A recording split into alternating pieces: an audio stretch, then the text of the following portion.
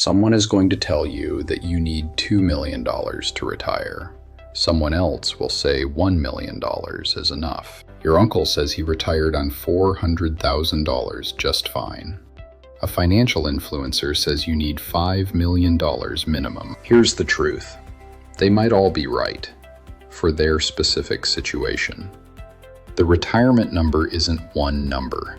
It's a formula. And once you understand that formula, you can calculate your number with a lot more precision than most people realize and build a specific plan to hit it. That's what this video is going to teach you. Before we dive in, 2 quick things. First, everything in this video is for educational purposes only and is not financial, investment, legal, or tax advice. Always consult a qualified financial advisor before making any major money decisions. Second, this channel uses AI-generated voices and an AI avatar presenter for content creation. We believe in being upfront about that. All right, now let's get into it. Welcome to Compound Yield and Grow, where we cut through the noise and give you real numbers you can actually use. If this is your first time here, consider subscribing. We publish a new video every week, and every one is built to give you a clearer picture of your financial future. Now let's get into it. The most widely used retirement planning framework is called the 4% rule, and it comes from the Trinity study, research conducted in the 1990s that analyzed how long different portfolio withdrawal rates would last. Here's the rule in plain English. If you withdraw 4% of your portfolio in year 1 of retirement and adjust that amount for inflation each year thereafter, your portfolio has an extremely high probability of lasting at least 30 years. The math flows backward to give you your retirement number. Annual expenses divided by 0.04 equals your retirement number. If your annual retirement expenses are $40,000, $40,000 divided by 0.04 equals $1 million. You need $1 million. If your expenses are $60,000, $60,000 divided by 0.04 equals $1,500,000. If your expenses are $80,000, $80,000 divided by 0.04 equals $2 million.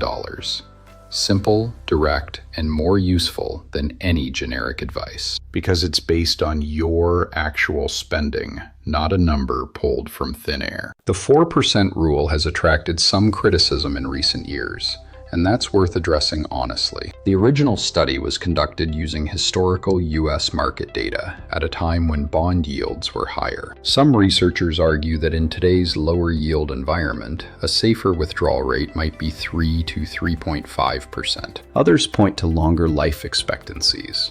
A 65-year-old today might live to 90 or beyond. The counter-argument. The original Trinity study showed that 4% survived more than 30 years in most historical scenarios, and many retirees have flexible spending. They spend less in bad markets and more in good ones, which makes the portfolio last longer. The practical takeaway: use 4% as a starting guideline. If you want a more conservative target, especially if you're planning to retire young or want a 40 to 50-year retirement horizon, consider using 3.5% or even 3.25%. How to calculate your personal retirement number in 3 steps. Step 1. Estimate your annual retirement expenses. This is not what you currently spend, it's what you expect to spend in retirement. For most people, retirement spending is 70 to 80% of pre-retirement spending. The mortgage may be paid off, the kids are grown, commuting costs disappear, but healthcare costs often increase. Be honest here. Step 2. Subtract guaranteed income sources. Social Security, pensions, rental income, part-time work, any income you'll reliably receive in retirement reduces how much your portfolio needs to cover. If your expenses are $60,000 and Social Security pays $20,000, your portfolio only needs to cover $40,000. That drops your required portfolio from $1,500,000 to $1 million. Step 3. Apply the formula. Annual expenses minus guaranteed income divided by 0.04 equals your number. A note on Social Security. You can estimate your benefit at the Social Security website using your actual earnings history. Waiting from age 62 to age 70 to claim can increase your monthly benefit by roughly 76%. For most people, delaying Social Security is one of the best financial decisions available in the years approaching retirement. The motivating part. How long does it take to reach a $1 million portfolio under different scenarios, assuming a 10% average annual return? Scenario A. Start at 25, invest $500 per month. You hit $1 million at approximately age 57, 32 years. Scenario B. Start at 30, invest $500 per month. You hit $1 million at approximately age 60. Scenario C. Start at 25, invest $1,000 per month. You hit $1 million at approximately age 47, just 22 years. Scenario D. Start at 35, invest $500 per month. You hit $1 million at approximately age 65, right on the traditional retirement age. The lesson? Time and contribution amount both matter enormously, but time matters most when you're young, and contribution amount matters most when you're catching up. If you're in your 40s or 50s and feeling behind, increasing your contribution rate by even $200 to $300 per month, combined with catch-up contributions to your IRA and 401k, can meaningfully close the gap.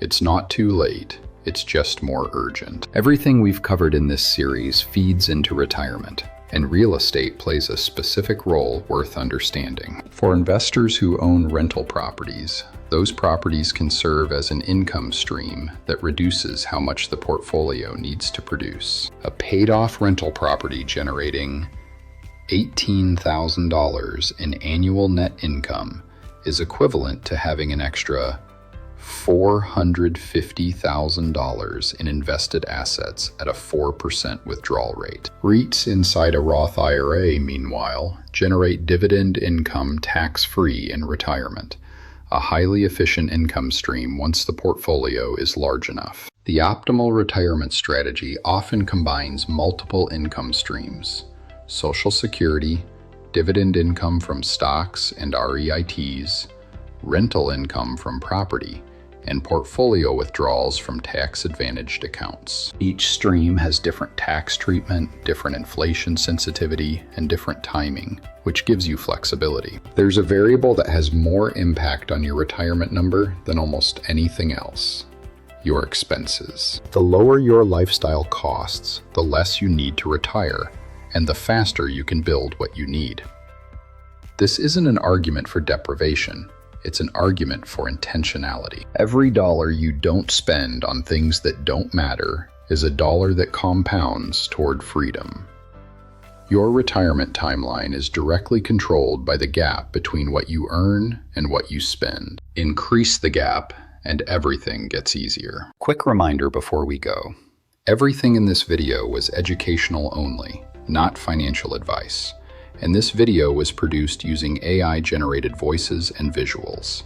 Now, if this video gave you a clearer picture of how to build wealth, hit the like button. It takes 1 second, and it genuinely helps this channel reach more people who need this information. Subscribe to Compound Yield and Grow if you want a new investing or personal finance video every single week. No fluff, just the information that actually helps you build wealth. And drop a comment below. Have you calculated your retirement number? Drop it in the comments, or tell me if this video is the first time you've thought about it. I read every comment, and I genuinely love to hear from you. The next video in this series is the simple 3-part wealth plan anyone can follow.